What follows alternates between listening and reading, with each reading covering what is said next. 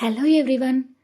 ఈరోజు వీడియోలో రాశి బుట్ట హ్యాండ్స్ ఏ విధంగా కట్ చేయాలని చెప్పేసి టేప్ లేకుండా మీకు చూపిస్తాను నేను. ఇది బిగినర్స్‌కి చాలా యూస్‌ఫుల్‌గా ఉంటుంది. సో, ఎక్కడ కూడా స్కిప్ చేయకుండా చూడండి. అదే విధంగా back part and front part కూడా చూపించాను. సో, వీడియోలోకి వెళ్ళిపోదాము. ముందుగా ఫ్యాబ్రిక్‌ని ఇలా 4 ఫోల్డింగ్ చేసుకోండి. ఇప్పుడు మెజర్‌మెంట్ బ్లౌజ్ తీసుకొని హ్యాండ్స్ లెంత్ ఎంతుందో ఎగ్జాక్ట్‌గా మార్కింగ్ అనేది చేసుకోవాలి. ఇక్కడ స్టిచ్చింగ్‌కి ఒక పాయింట్ అండ్ ఎక్స్‌ట్రా మనకి స్టిచ్చింగ్ కోసం ఎక్స్‌ట్రాగా ఒక పావించ్ తీసుకోవాలి. సో, నేనిక్కడ వీడియోలో చూపించలేదు. ఎగ్జాక్ట్‌గా అంతే తీసుకోండి మీరు కూడా. నేనిక్కడ చిన్న టిప్ చెప్తున్నాను. షార్ట్ హ్యాండ్స్‌కి అయితే నార్మల్‌గా కట్ చేస్తే ఇలా కరెక్ట్‌గా లెంత్ ఎంతుందో చూసుకొని ఆ లెంత్‌కి సెంటర్‌కి ఇలా మలిచేసుకున్నారంటే ఇలా కర్వ్ అనేది ఆ సైజ్ వరకి వస్తుందనమాట. అక్కడ పాయింట్ తీసుకున్నారంటే అక్కడ వరకి మీరు కర్వ్ అనేది తీసేసుకోవచ్చు. ఇక్కడ మనం రాశి బుట్ట హ్యాండ్స్‌కి వచ్చేసి ఇక్కడ లెంత్ ఎంత తీసుకోవాలనేది మన ఇష్టం అనమాట. ఇక్కడ నేను 2 ఇంచెస్ అనేది తీసుకుంటున్నాను. చాలామంది 3 ఇంచెస్ తీసుకుంటారు. లేదంటే 1 ఇంచ్ కూడా తీసుకోవచ్చు. 2 ఇంచెస్ అనేది మీడియం సైజ్ వచ్చేస్తుంది బుట్టలనేవి. సో, ఇక చూడండి 3 ఇంచెస్ తీసుకుంటే కొంచెం బుట్ట అనేది ఎక్కువగా వస్తుంది. 1 ఇంచ్ తీసుకుంటే చాలా సింపుల్‌గా ఏజ్ ఎక్కువ ఉన్న వాళ్ళకైతే యూస్‌ఫుల్‌గా ఉంటుంది. సో, నార్మల్ ఏజ్ వాళ్ళకైతే ఇలానే బావుంటుంది. 2 ఇంచెస్ తీసుకోండి. ఇది షార్ట్ హ్యాండ్స్ కాబట్టి ఇంకా బావుంటుంది.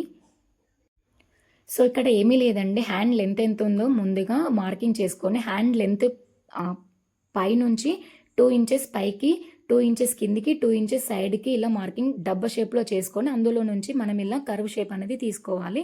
చాలా సింపుల్ అనమాట. ఇక్కడ నుంచి నేను క్రాస్ షేప్‌లో ట్రయాంగిల్ షేప్‌లో క్లాత్ కట్ చేశాను. సో, ఇదొచ్చేసి మనం హ్యాండ్స్‌కి జాయింట్స్ వేసుకోవడానికి యూస్‌ఫుల్‌గా ఉంటుంది. సో, ఇది కట్ చేసి ఈ హ్యాండ్స్‌లో పెట్టి పక్కన పెట్టేసుకుంటాను. సో, మళ్ళీ క్లాత్ కోసం వెతకకుండా. సో, ఇది పక్కన పెట్టేసుకున్న తర్వాత ఇప్పుడొచ్చేసి బ్యాక్ పార్ట్ కట్ చేద్దాము. బ్యాక్ పార్ట్ అనేది చాలా ఈజీ. ఫోల్డింగ్ అనేది మన వైపు పెట్టుకోవాలి. ఓపెన్స్ అనేది మనకి ఆపోజిట్‌లో పెట్టుకోండి. ఇప్పుడు మెజర్‌మెంట్ బ్లౌజ్ తీసుకొని ఇలా సెంటర్‌లోకి వీడియోలో చూపిస్తున్నట్టు సెంటర్‌లోకి మలిచేసుకొని సో, ఈ కింది వైపు చూడండి. కింది వైపు నేను ఇక్కడ మార్కింగ్ చేసుకుంటున్నాను. అదేంటంటే ఖర్చు కోసం అన్నమాట. ఖర్చు కోసం ఒక పావించు మార్కింగ్ చేసుకోండి కింది వైపు. ఈ విధంగా పైకి కూడా చూడండి కాలర్ డౌన్‌లో నేను ఇక్కడ ఖర్చు కోసం మార్కింగ్ చేసుకున్నాను. ఒక పావించు ఎక్స్‌ట్రాగా అనమాట. సో, ఇప్పుడు నడుము లెంత్ అనేది ఎంత ఉందో చూసుకోవాలి, వెడల్పు అనేది. సో, నార్మల్‌గా వెడల్పు ఎంత ఉందో చూసుకొని దానికంటే 1 ఇంచు ఎక్స్‌ట్రాగా తీసుకోవాలి. ఎందుకంటే ఖర్చుల కోసం పోతుంది, టక్స్ కోసం పోతుంది కాబట్టి క్లాత్. సో, ఇక్కడ సైడ్స్‌కి నడుము లెంత్ చూసాను. సో, ఇప్పుడు నడుము లెంత్ అయిపోయిన తర్వాత బ్లౌజ్ లెంత్ ఎంతుందనేది టోటల్‌గా చూసుకోవాలి. ఇక్కడ కూడా ఖర్చు కోసం ఒక పాయింట్ ఎక్స్‌ట్రాగా తీసుకోవాలి. స్టిచ్చింగ్ పాయింట్ ఒకటి, ఖర్చు కోసం ఎక్స్‌ట్రాగా ఒక పాయింట్ తీసుకున్నాను జస్ట్. సో, ఇక్కడొచ్చేసి కాలర్ వెడల్పు అనేది నేను ఇక్కడ తీసుకున్నాను. పైన 2 ఇంచెస్ తీసుకున్నాను. కిందకొచ్చేసి 2.5 తీసుకున్నాననమాట. ఎందుకంటే పైన 2 తీసుకున్నప్పుడు మనం కింద 2.5 తీసుకోవాలి. పైన 2.5 తీసుకుంటే కింద 3 తీసుకోండి. ఎందుకంటే కింద వెడల్పు అనేది తీసుకోవాలి. మనకి బ్లౌజ్ అనేది ప్రాపర్‌గా సెట్ అవుతుంది. ఇక్కడ భుజం వెడల్పు, షోల్డర్ వెడల్పు వచ్చేసి అది ఎంతుందో ఆది బ్లౌజ్ ఎంతుందో అంతే తీసుకుంటున్నాను. ఎందుకంటే మనం ఇష్టం వచ్చినట్టుగా తీసుకుంటే కస్టమర్స్ అనేది నచ్చారనమాట. సో, కొంతమంది 3 ఇంచెస్ పెట్టుకుంటారు. కొంతమంది 2 ఇంచెస్ పెట్టుకుంటారు. చాలామంది షోల్డర్ వచ్చేసి కొంతమందికి తక్కువగా, కొంతమందికి ఎక్కువగా ఉంటుంది కదా! అది మళ్ళీ వాళ్ళ ఇష్టాన్ని బట్టి ఉంటుంది. సో, మనం మెజర్‌మెంట్ బ్లౌజ్ ప్రకారమే తీసుకోవాలి.